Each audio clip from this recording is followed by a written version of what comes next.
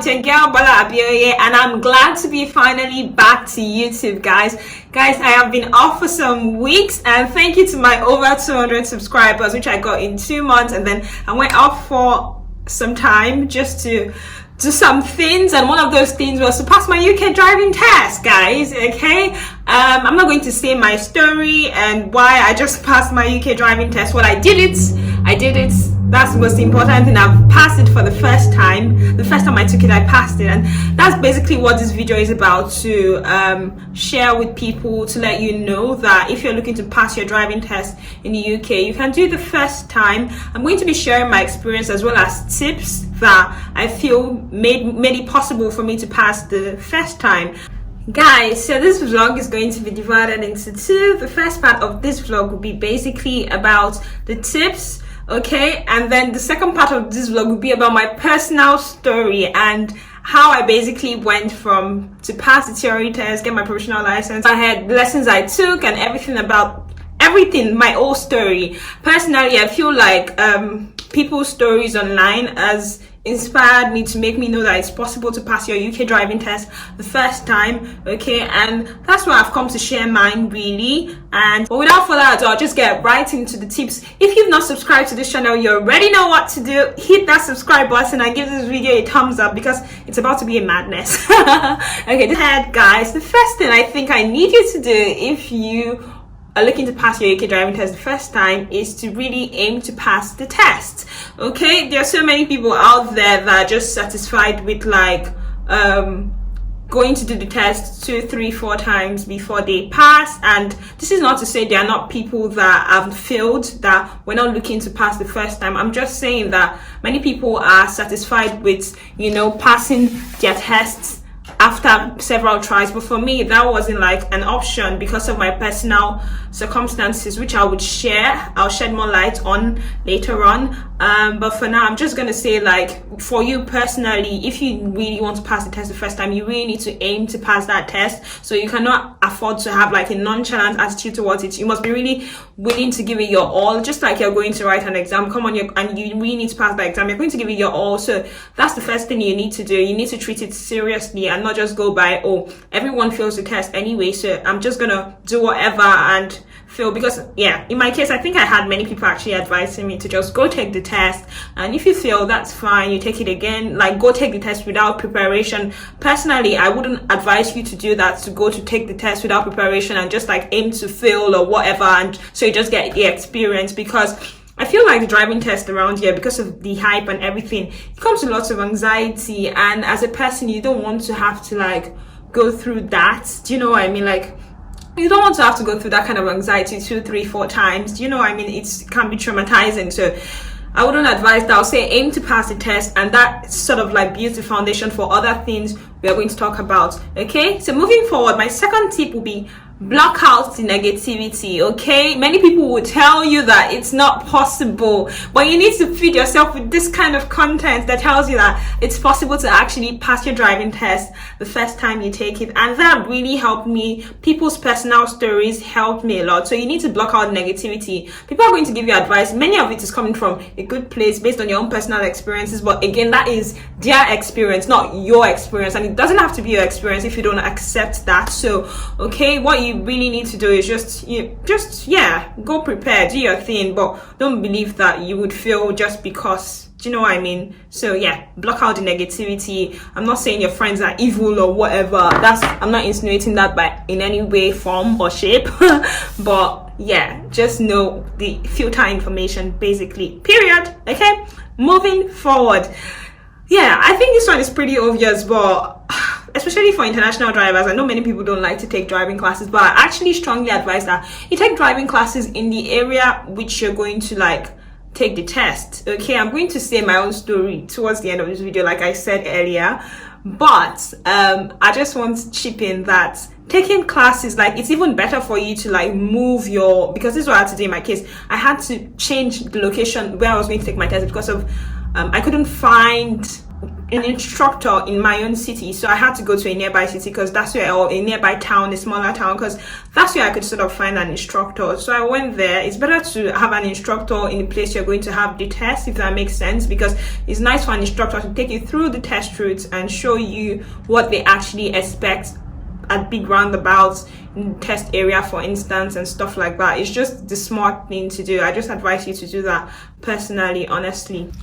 Yes, guys, so I specifically advise that you take driving classes in the area where you're going to do the driving test. Take some hours, even if you have any past driving experience or whatever. These driving instructors, they know what they're looking out for on the tests. The test is not really a measure of how good a driver, in terms of how fast a driver you are. It's more of a measure of how can you follow the rules, how safe a driver are you, and all those things. So there are things that measure safety according to, just like any exam, there are things that an examiner will look out for, and driving instructors are just great to like show you those things, tell you those things in advance. So definitely take some classes, guys. And for me, I had 8 hours, or I had just 8 classes, 8 hours of driving lesson classes. Yeah, that is what I had. And yeah, again, I'm going to tell my whole story towards the end of this video, so it's going to make more sense. But yeah, I had only 8 hours, and I'm just grateful that I passed the first time. I didn't have to go book more hours. But yeah, I'm really going to tell my story. Okay, so my next tip is going to be study the area. Okay, for me, after doing your classes, or while you're doing your classes, it's also important that you're also able to go practice in the test area where you're going to take driving tests. Drive along the test routes or test routes and get familiar with the area and everything like that. But in my case, I think I was sick a few weeks, so I wasn't feeling great, like health-wise, a few weeks to driving test, so I couldn't do as much as I wanted to do. Also, I had no one to sort of go with me and like tell me where I was going wrong by the test standards. So I only had that once, and then I wasn't feeling too well, and there was no one to go with me. So the best I could do was study the area. And something that really helped me study the area, guys, is YouTube. Hey guys, YouTube came to my rescue. Trust me, for many driving test routes and areas, there will be like videos online of people doing mock tests in that area. I watched those videos. It was almost as if like I was trying to like commit them to my memory, because I'm a visual learner. I know what works best for you. Some people like to write, and they prefer to like people that learn basically by writing more. They're the ones that like maybe like to draw the routes and draw the roundabouts. But for me, I'm more of a visual learner, so I just watch loads of YouTube video. I familiarize myself with the area. Personally, I feel more comfortable when I'm driving somewhere I'm more familiar with. So I did that, and that really helped me because I wasn't feeling too well. I couldn't even like drive safely for a while. So yeah, I basically watched loads of videos, like in my sleep, waking up, in the toilets, everywhere. I was watching those videos. Okay, so when I was on my test, I was a bit more confident knowing that, oh, this is an area that I have seen in videos. Like as I'm watching the videos, as the learner driver is doing this, doing that, I'll be imagining that it's me doing that, or as the instructor or the examiner in the mock test gives an instruction, I'm going to imagine myself doing that. And if I have gotten it wrong, I know, okay, I need to work better in this area. I sort of knew my faults, and I knew things that I needed to keep working on. Okay, so my next tip, guys, is going to now have to move towards the driving test day. Okay, after you've taken all these classes, you aim to pass, and you study the area. Studying the area also includes practicing, by the way. If you have a family member or friends and all that, yeah, make sure they can sort of help you, take you around, and you can drive around the area and get familiar with it. Yeah, YouTube video, it doesn't just have to be YouTube videos. If you can actually go out to practice, please do. But not everyone has the means to do that. But if you do, please take advantage of that. Okay, so moving forward towards the day of the test, guys, one thing I advise you to do is don't tell too many people that you're going to take driving tests. For instance, at work, if like in my case, one of the reasons why I needed my UK driving license is because of my job. So I didn't feel comfortable telling people at work that this is the day for my driving test. They asked questions, but I could say, yeah, it's in a few weeks or before the end of this month. That's kind of how I responded, because it just makes me more anxious personally. And I've heard this from many other people as well. It makes me anxious if I have to give people reports of something. I prefer to do something and then come give you the reports versus you like following up and asking and saying, oh, what about this? Or like, it's just a lot of pressure for me and lots of anxiety that comes with that. The driving test on its own brought lots of anxiety to me. I mean, I went off my own YouTube channel for a while just to like focus and make sure I pass, because that's kind of what works for me personally. But yeah, so telling more people, I knew that was not just going to help me, and I know the same works for many people as well. The more people you tell, yeah, it's just a lot of pressure of, oh, so did you pass? Did you pass? Did you pass? Or yeah, people texting you, calling you. The more they remind you about the fact that you have a driving test, most likely the more anxiety you're going to get. So personally, I do not recommend telling loads of people that you have driving tests. In my own case, I was kind of like forced. I had no choice than to tell the number of people that I told. I had to announce on the group chat that my driving test was like next day or something, or in a few days, because I needed someone to sort of go with me. But I'm going to tell my interesting story again towards the end of this video. Okay, so just stay tuned. All right, so don't tell lots of people. Now that that is settled, on the day of the test, yeah, now that you've prepared, you aim to pass, you blocked out all the negative energy. Now you're going there. There's nothing you can do. There's no turning back now. No turning back, guys. Okay, so then now going to test center, this tip, that's when this tip is useful. On the test itself, you need to like strike the balance between impressing the examiner versus just driving. Okay, you need to impress the examiner, but at the same time, I know people just say just drive, don't aim to impress the examiner. But I know there are things that, for example, if you are someone that has been driving for a long time, there are things that you may not necessarily do, or things you do, like maybe steering with one hand. Okay, by the way, if you've taken lessons, your instructor would have told you that this is not allowed on the test. Okay, or you have seen it in YouTube videos while studying and preparing and all of that. YouTube videos saved my life, by the way. Okay, so so people say there's an extreme that says, oh, do not aim to impress the examiner, and there's an just drive. Do you know what I mean? And there's an extreme that says impress the examiner, or focus on like impressing the examiner. But I think you have to strike a balance between both. You can like drive, yeah, comfortably, and at the same time still kind of impress the examiner by doing the best you would do driving, like driving the best you would do. Like think of it as the only 40 minutes, or the most important 35 to 40 minutes of driving that really like that would ever mean the most in your life, if that makes sense. I hope that doesn't sound too deep, but yeah, that's what it is really. Yeah, okay, so yeah, those are my tips, guys. And for the theory test, I didn't talk much about that because people sort of find their way around that, and practical test is where people really struggle. For theory test, I'm just gonna say make sure there is a 4-in-1 test kit that I practiced. I'm going to say my story. Like I said, I have not forgotten, but there's this app that sort of helps you pass the test, and all you have to do is just practice questions on the app over and over and over. The old highway code questions are there, and if you, I think the app, it doesn't give you the exact questions, but if you can pass the questions on the app, they could be rephrased in the theory test or whatever. It just helps you like know what you need to know for the theory test, and it covers the whole syllabus, the questions on the app. So I think I ran through the questions on the app, the DVSA theory test app, and there's also a 4-in-1 theory test kit app. I'll leave the link in the description box. Both of them are pretty much the same, very helpful. I think I ran through DVSA once and I ran through the other one like once or twice, and yeah, I basically like went to do my theory test and I passed. So yeah, that is all you really need to do for that. The questions were not the exact same, but they were very similar, and yeah, that's how I basically passed my theory test in flying colors, if I do say so myself. Okay, so guys, those are the tips, and I bet they're very practical. I hope they're really helpful to you. Now I'm gonna say my story.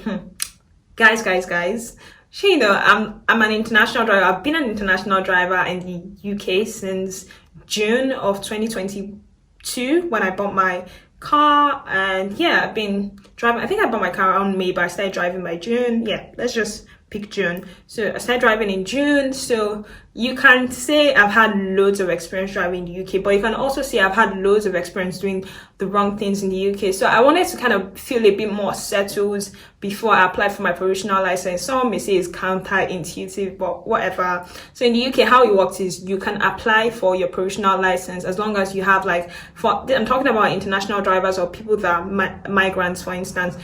Just you can apply with like a valid sort of ID, like your BRP. I'm sure this will also be useful for people that are not migrants as well, but it's easy to apply for a provisional license. It's very straightforward. You just apply, send off the documents, go to gov.uk. They'll tell you what you need to do. It's very easy. You send them the documents they need, they send you back your BRP. That's how it works, period. Okay, so they send you back your provisional driver's license rather. So yeah, when that is done, ticked, that's the first step. You have that, then you can register for your theory test. That's what I did in my case, guys. So I registered for my theory test after I had my provisional license. So registered for the test, right? So there was no turning back, like I say at this point. I knew I had to prepare for the test. I registered like 2 weeks to the time. How did I get a slot in 2 weeks, guys? My area, I live in Exeter, by the way. No test available until like 3 months time or something. I think theory tests can be pretty hard to get sometimes because like I think people cancel more of practical tests compared to the theory test. So yeah, there was no space, like there was no slots for me to ride close to my area. Guess where I had to, the next slots I found, guys, I had to go to Wales to ride. It was quite the adventure, but I knew I needed my license for me because like I said, I was an international driver. I started driving in June of 2021 and this was for my job. Yeah, I needed it for my job role. I needed to be driving, blah blah blah. So I've been driving, but yeah, I only had till February, yep, which is next month. And by the way, I passed my driving test like 1 week ago, last Monday. Yeah, whatever, it's almost 2 weeks now. But yeah, I have just till February 9. I had from that June till February 9th 2023, I think, yep, to pass my driving test, 9th or 10th, mid-February basically, to pass my driving test. And it's just like, oh my god, this is like a lot. So anyway, for me, it was like a short time. I knew that I had to pass the theory test, book the practical test, which I knew like sometimes tests I had to get and examiners I had to find as well. So I had to like book my theory tests first, like as quickly as possible. So 2 weeks after I got my provisional license, booked theory tests. No time. I did immediately because there was no time really. I had like 6 months left. Yeah, I think I did this in September. Yeah, around September. Because I had only 6 months left to make sure, or less than 6 months. What am I saying? Less than 6 months, 5 years and 5 months and few days to pass my practical test, my old drive, to get my UK license. So I had just 5 months, and I had to really pass everything. Oh my god. So it was really scary and I was really anxious. My heart was always in my mouth.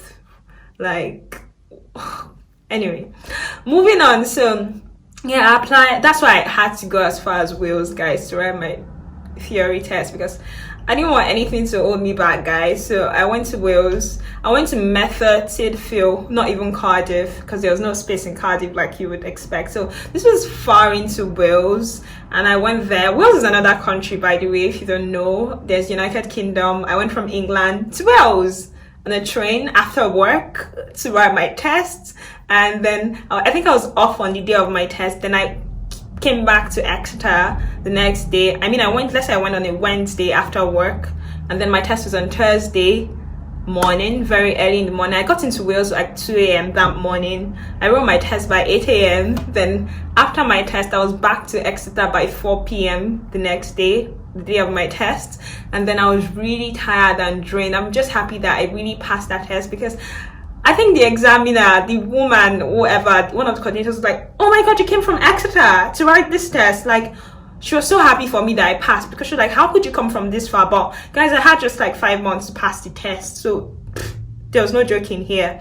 So I know it was a huge risk to take, but honestly, when you're moving countries, it's not very easy settling and everything like that. So yeah, I couldn't really apply quickly. Sometimes you don't have the right information. By the way, you can have both an international license and still have a provisional driver's license, which I thought would be a conflict. Do you get, like, it won't be right to that's why I didn't quickly apply for my provisional license, by the way. But you can do both, so definitely do both if you are like how I was, like, if you are, yeah, I don't want to say in my shoes because I'm not more there. Okay, I'm not fully licensed. Okay, moving forward. So I passed, from Merthyr Tydfil, Wales. Oh my god, like my eyes saw shaggy in Wales. Okay, passed my driving test, came back to Exeter. I went back to work the next day, beaming with joy, happy. And then I started looking for, I think I gave myself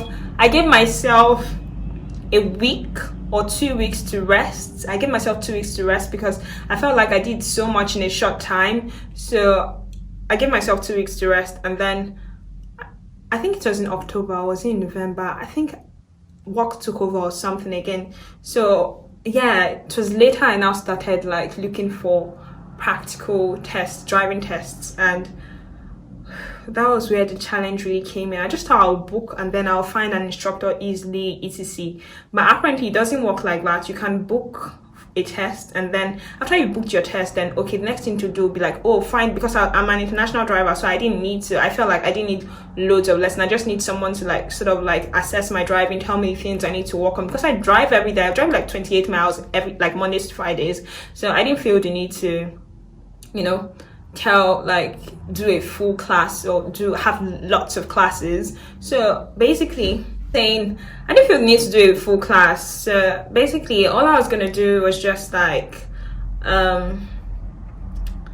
book a test, get an instructor. So I live in Exeter, so I was thinking, oh, I'll book a test in Exeter and get my test, like do my test in Exeter, get an instructor. You know, there are many driving schools around my area. I'll probably just have to stroll into my driving class. Do you know what I mean? Like stroll into the instructor's office and, you know, do my driving lessons, come back, because I live quite central and everything like that, to be easy. That was what I thought. I started calling all the driving instructors available in Exeter, the ones that that were not far away from me, the ones that were far, just trying to get an instructor in Exeter. Guys, it was war. There was no instructor available. They're all booked. They're telling me that, I think I was trying to book in November. Yep. I don't know why I gave myself such a long break. I think work got really stressful. I just needed a breather. And I just felt like, okay, my test would be in January, right? So I don't need to start my lessons till close to that time. I don't even know what it was, but it was in November. I was trying to get a test and I couldn't get any test, guys. Maybe I took my I took my theory test towards the end of September, so I gave myself like 1 month break, I think. Then November came, and then I was like, okay, let's make those calls. Let's get a driving instructor. But that did not happen, guys. There was like no driving instructor willing to there's no driving instructor willing to take me on in Exeter. I was just like, shit. And then one of them told me, okay, why not try this driving school? And I checked, it was Newton Abbot. That is like 30 minutes drive from Exeter. I'm like, Newton Abbot, I've never been there in my life. And then I tried to text the driving school, because that's what they said I need to do instead of calling, as it was like out of work hours or late or whatever. So I texted, and lady was like, oh, like some of their first time drivers actually find it easier to pass in Newton Abbot because it's quiet, it's this, it's that. Okay, but when I got there, I realized that it's not as small a town as they said, because if you're doing your test in Newton Abbot, you may have to drive towards Torquay. You know, it's more South Devon, it's all linked to all those areas, so you won't just be driving in that small area, you'll be driving around Taynemouth, and you know, yeah. So I don't know if I've gotten the areas right. If I'm wrong, please correct me, but yeah, that area basically. So yeah, I was like, okay, like this is the only driving instructor I'm getting anyway, so I'm just gonna go ahead and book the classes. So without meeting them before, without knowing anything about their driving school, I just booked 4 lessons, and my lessons were like £38 per hour. And like I said earlier, I've been a car owner in the UK for a while. I had been a car owner in the UK and a driver for about 6 months before my lessons, so I was thinking there was no need to drive there because the instructor's car is what we use, and the petrol. I even tried to get NHS discounts because it's expensive, guys. Some people take 20 hours of driving lesson. Can you calculate that? 20 times 38, that's a lot of money. Anyway, so including my train fee, going to Newton Abbot on the train every time cost me about £8. So 38, are you doing maths? £38 per hour. So my first class anyway was a block of 4 lessons and 4 hours of classes rather. I took the day off work and I did that. And then subsequently, because most driving instructors only work like 5 days a week on you get my point, working days, Monday to Fridays. So, and they don't work like out of office hours, like 5 p.m, blah, blah, blah. And that's when I go to work also. So I had to take time off work first day to do those classes. And then my follow-up classes, I did 2-hour classes twice again. And then it was getting towards Christmas. And my instructor was like, oh my God, like, how are we going to do this? Your test is coming up soon and we won't be able to continue. And yeah, everything like that. And I just felt like, oh my God, I've spent a lot of money on this already. And then I fell sick, I couldn't continue my classes. And yeah, apart from that, I just felt like some of the classes, some of the things were not like tackling some things that I felt like I really needed to learn. I felt like the instructor was kind of prolonging the classes. Well, that's what I just felt personally, because I felt like the things I really needed to learn were not being done, but I was doing some things that I was perfect at over and over, because some of these instructors, they have so many students that they can't even remember who is who. So guys, basically, definitely do your research before you go for a particular instructor, and basically just know what you're doing, guys. I don't know, if you're a new driver, maybe you need like 24 hours of lessons. I know some people do up to 40 hours, but I was already driving in the UK. I just needed some things to be corrected. I didn't have the time also to just take time off work all the time to go for driving classes and all of that. I didn't have that luxury, so yeah, it wasn't great for me. And I sort of had to work my instructor's schedule as well, so it wasn't the best for me, and it was basically a struggle to get time. And I was thinking of the amount I was spending, if I really needed to be spending that, as I was already driving in the UK. To be fair, my instructor did show me the things I needed to work on with my driving, and I just carried on working on those things every day, going to work, driving home from work. I kept working on those things. So that gave me so that was from November to mid-January when I took my test, right? So I had like almost 2.5 months to sort of prepare and correct myself while driving to work every day. I understand that everybody's experience with driving in the UK basically is different. That's why I feel the need to also share my story while I've given tips on how like it's really possible to pass your test. I'm also sharing my story because it can all be very subjective, passing the first time. Not everybody, based on everybody's different experiences, how long was the last time you drove, even if you've driven before. I mean, it may take more than once to pass a test, but I'm just sharing my own story so you understand how everything worked out for me. So I had like 2 months and a half. I was driving to work almost every day. Like, do you know what I mean? Like work days, Mondays to Fridays, almost every day, except I was off work, of course, because my workplace compared to where I live is quite a distance. So yeah, that was fine. And well, yeah, it is what it is. So I went to take the test though. In spite of all that experience, based on the stories I've heard about the test, there are many people that still drive in the UK, and maybe they didn't take lessons, they just went to do the test. Like international drivers now, they've been driving in the UK for a while, just go to take the test. They still fail the test because like they don't know what they're looking out for on the test. So it's not good enough that I was driving or someone has been driving in the UK. I'll always advise everyone to take lessons, okay? I know people that are better drivers than me that had to pass like twice, so definitely give it your all. My own work here, or my duty here, or the essence of this video is to just tell you that if you're looking to pass the first time, or if you're like me, was in a tight corner, if I didn't pass the test, I basically had like 21 days or less left, like 3 weeks left to make sure I passed the test. And I knew that I may not get that time off to retake the test, and I was just like, it was a lot of pressure for me. I couldn't afford not to pass the test.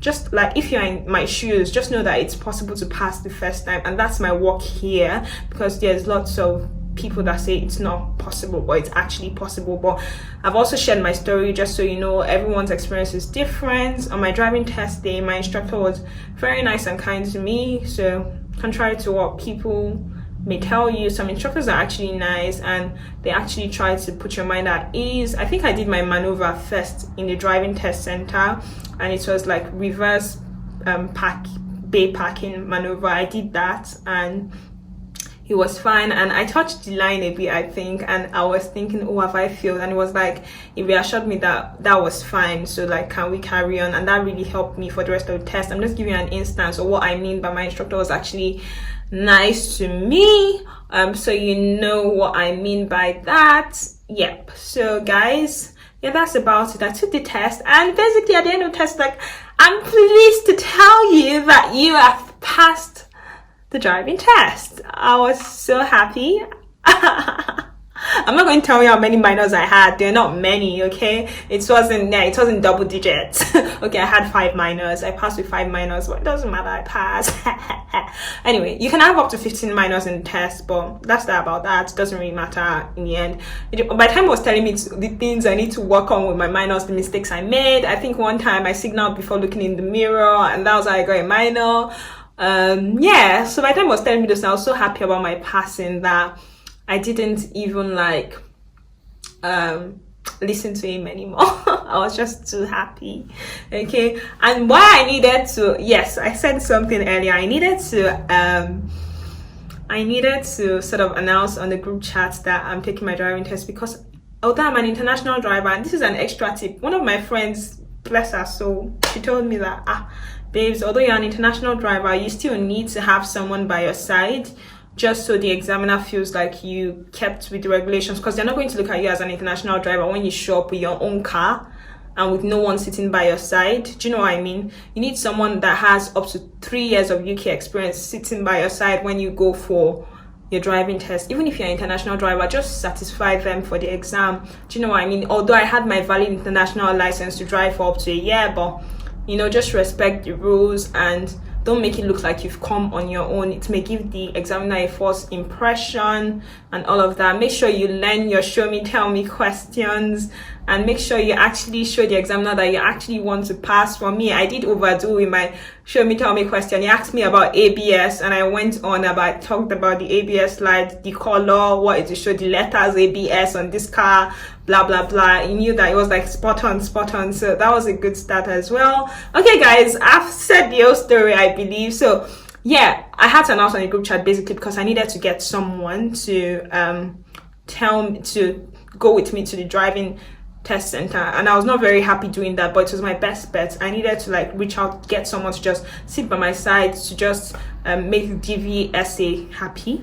Okay guys, so yeah, that's my little story there. I hope you enjoyed my story. I hope I'm a great narrator. If you enjoyed this video, don't forget to give me a thumbs up and subscribe for more videos like this. Okay, come with me on my journey guys, it's always fun around here. And see you in the next episode. Till the next time, don't forget to subscribe, like, share with friends, and I hope this is really helpful for you. Bye.